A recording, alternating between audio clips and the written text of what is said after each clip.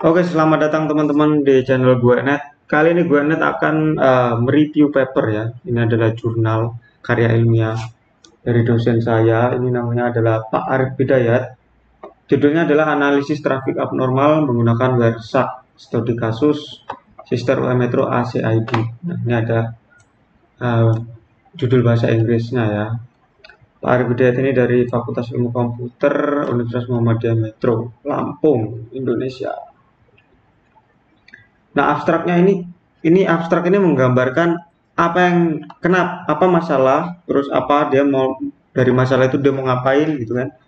Terus hasilnya itu apa gitu. Itu di abstrak. Kata kuncinya keamanan jaringan, sister safety, metasploit, WERSAC, H3. Nah, pendahuluannya itu sister. Sister itu apa sih? Sister itu aplikasi pelaporan ya. Sistem informasi sumber daya integrasi. Jadi itu melaporkan kinerja dari SDM dari suatu universitas kayak dosen gitu, karyawan enggak, dosen dong. Penelitian-penelitian apa aja yang dilakukan dia setahun ini ngajar apa aja itu di sister itu ya. Nah, si sister ini aplikasi ini unik. Dia itu konsepnya desentralisasi. Jadi kalau kayak aplikasi biasa yang kayaknya sih untuk menghindarinya terjadinya berlebih pada server induk ya. Jadi server induknya itu di Kemendikbudsono. Nah, di kampus-kampus itu dikasih server anakan gitu. Jadi dosen setiap kampus itu ngirim datanya ke server kampus itu gitu.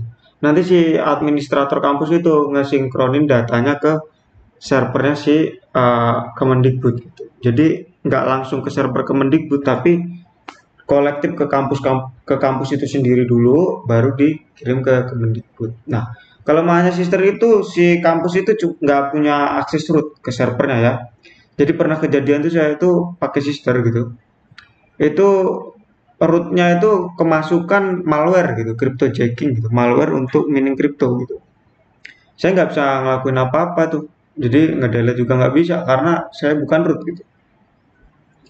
Akhirnya saya ngamaninnya pakai jaringan gitu. Jadi sebelum malware itu lewat jaringan, saya blokir lewat mikrotik gitu. Kalau di penelitian ini dia nganalisis paketnya gitu. Paketnya itu dianalisis ya, di sini kelihatan ya. Di kursor saya ini kelihatan ya.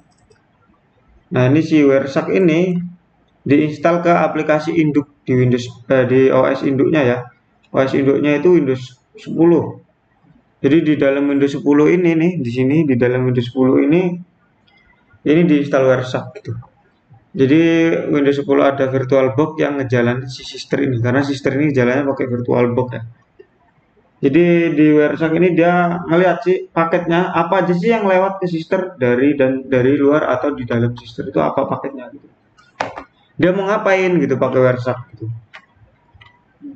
Nah, ini dia ngelakuin penetrasi testing gitu. Dia melakukan synflood attack menggunakan HPing 3 lewat jaringan. Nanti jaringannya diambil trafiknya di data trafiknya diambil menggunakan WERSAC, dianalisis gitu. Jadi paket apa aja sih yang lewatin ke sister itu apa aja gitu. Nah, itu nanti dianalisis pakai WERSAC. Diuji pakai HPing gitu. Apakah si WERSAC ini bisa ngeliat si HPing itu gitu. Selanjutnya ini di hasil dan pembahasan ya. Nih, dia proses capture paketnya itu 3 jam ya. Di sini 3 jam. Dapat 248.000 paket. Dari paket tersebut kita akan mencari apakah terdapat serangan synflood gitu kan. Karena serangan synflood itu pada kuartal 4 itu berarti kuartal 4 atau akhir tahun mungkin. 2021, synflood itu menjadi metode paling banyak digunakan dalam melakukan serangan gitu. Kenapa kok synflood paling banyak? Ya karena itu gampang gitu. Dia cuma modal resource saja gitu udah bisa nyerang suatu sistem gitu. Kalau resource dia besar, melakukan comment synflood selesai udah server gitu. Server cek-cek diserang resource yang lumayan besar gitu. Kayak sister ini kan termasuk ke low gitu kan, low server gitu, nggak terlalu butuh resource yang besar gitu. Kayak kalau dihajar botnet 1000 gitu, wassalam kayaknya. Nah, ini sistem kerja Synflood tuh kayak mana ini nih? Di sini ya saya lihatin ya. Jadi si attacking botnet ini melakukan spoof, jadi three-way handshake. Jadi TCP, koneksi TCP itu untuk melakukan establish connection, atau ini kita kasih penjelasan dulu. Metode serangan dengan mengeksploitasi three-way handshake, yaitu mekanisme terbangunnya suatu koneksi antara klien dan server. Nih, si attacker itu ngirim SYN ke server, sehingga server merespon dengan mengirimkan SYN paket ke attacker gitu kan. Nah, si server itu akan terus menunggu sampai si klien itu mengirimkan paket egg-nya gitu. Tapi si attacker itu nggak ngirim egg, ngirim SYN terus yang dikirim. Si egg-nya nggak pernah dikirim. Otomatis si server ini terbangun koneksi setengah gitu. Jadi dia nunggu paket selanjutnya, nggak datang-datang. Akhirnya menunggu itu sesuatu hal yang menyebalkan gitu kan. Akhirnya gara-gara si server ini nunggu, ternyata si user yang asli mau ngakses itu nggak bisa gitu, karena resource-nya habis. Itulah kenapa kalau pemberi harapan palsu itu bahaya banget gitu kan. Ketika kita udah nunggu-nunggu dia gitu kan, nunggu-nunggu dia, dia nggak ngasih kepastian gitu, padahal kita nunggu dia gitu. Padahal ada tuh loh banyak orang yang pengen mendekati kita, tapi kita lebih memprioritaskan si botnet gitu, bukan memprioritaskan si orang asli gitu. Orang asli nggak bisa masuk, malah yang masuk adalah penyakit. Nah ini SYNFLOOD itu kok gitu konsepnya, garing ya gitulah pokoknya. Nah setelah dia menganalisis paket yang 3 jam tadi, nah itu apa hasilnya gitu. Nah sedangkan mekanisme SYNFLOOD itu adalah melakukan paket SYN tanpa paket egg. Nah jadi dia melakukan filter nih di Wireshark-nya tuh. Dia melakukan filter yang ada SYN-nya tapi nggak ada egg-nya. Nah ini SYN-nya 1, egg-nya 0 gitu. Manggil-manggil doang tapi nggak ada aksi gitu kan. Hasilnya apa yang didapat gitu? Terdapat 12.000 paket yang ditampilkan, atau sekitar 4,9% paket yang masuk dalam kategori serangan SYNFLOOD.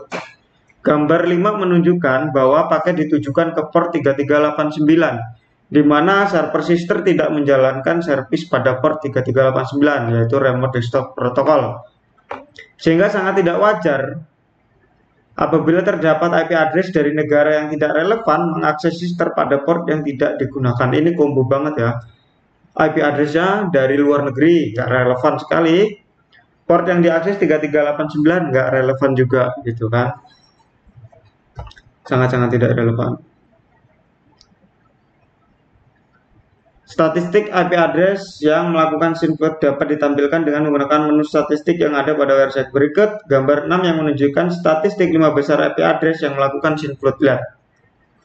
Si IP address yang melakukan SYN tanpa melakukan egg itu 5 besarnya ini 1, 2, 3, 4, 5, 794 paket, 772 paket. Nah ini 5 besarnya ya, berarti di bawahnya masih ada. Dari 11.000 paket, 5 IP address tersebut menyumbang sekitar 33,5%. 5 ini nyumbang 33,5% serangan dari 5 paket ini. Ini paket ini memang paling besar presentasinya gitu.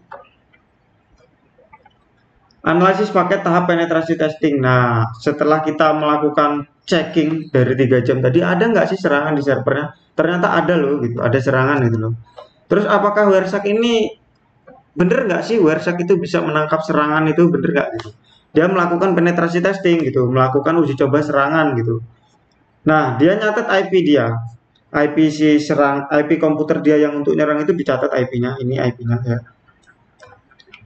Terus dia ngelakuin serangan pakai Metasploit, pakai Kali Linux ya. Sebenarnya bukan Metasploit, ini Kali Linux jadinya ya. Di Kali Linux ini dia melakukan serangan pakai Haping 3. Kenapa pakai Kali Linux? Karena Haping 3 itu ada di Kali Linux. Sebenarnya di mana-mana ada. Cuman kalau pakai Kali Linux itu udah ada di dalamnya. Jadi Kali Linux itu seperti gudang senjata gitu. Dia pakai Kali Linux ini. Kelihatan dari terminalnya. Dia manggil Haping 3 untuk nyerang SYNFLOOD sister Metro di port 80 gitu. Setelah diserang ini kita lihat ya, dia mengirimkan 77 paket 19 paket terkirim, 76 paket loss gitu. Oh, jadi dia ngirimin 77 paket, yang kekirim cuma 19. 76% paketnya loss gitu. Nggak tahu nih, kok bisa lossnya banyak amat gitu. Jadi yang kekirim cuma 19 paket gitu. Nah, pas dicek setelah diserang tadi si paketnya itu dianalisis gitu pakai Wireshark. Ternyata benar 19 paket nih di sini ya, kelihatan ya ini. Ah, ini ada 19 paket dari IP ini. Nah, dan nih IP-nya ini sama IP ini nih. Kesimpulannya apa? Kesimpulannya si Wireshark itu berhasil gitu loh. Dia berhasil atau mampu mendeteksi serangan Synflood pakai filteringnya tadi gitu. 100% akurasinya kan. Ini kan paketnya 19 nih yang terkirim. Di sini juga 19. Jadi Wireshark ini mumpuni banget lah untuk ngedeteksi serangan Haping 3 tadi. Kesimpulannya apa? Hasil analisis tahap pertama menunjukkan bahwa dugaan adanya serangan pada server sister yang mengganggu kinerja dari server benar. Ya benar tadi ya. Ada 5% paket yang melakukan Synflood ke port 3389. Itu 5 besarnya adalah IP luar negeri tadi yang nggak relevan banget. Terus analisis paket pada saat penetrasi testing menunjukkan bahwa Wireshark mampu mendeteksi serangan yang dikirim oleh Haping 3. Paket SYN yang terdeteksi pada Wireshark sama dengan paket SYN yang dikirimkan Haping 3. Artinya Wireshark memiliki keakuratan sebesar 100% di dalam mendeteksi serangan Synflood. Pernyataan penghargaan, nggak penting banget. Oke, ini jurnalnya Bulletin of Network Engineer and Informatics. Nanti saya kasih linknya di bawah, link dari penelitian ini. Jadi kalau kalian mau meneliti tentang keamanan jaringan, bisa banget pakai ini ya, bisa kalian coba pakai Wireshark itu untuk meneliti hal lain gitu. Saya juga pakai Wireshark di penelitian saya sebelumnya, nanti akan saya kasih juga linknya di bawah. Terima kasih, sampai jumpa lagi di video selanjutnya. Bye bye.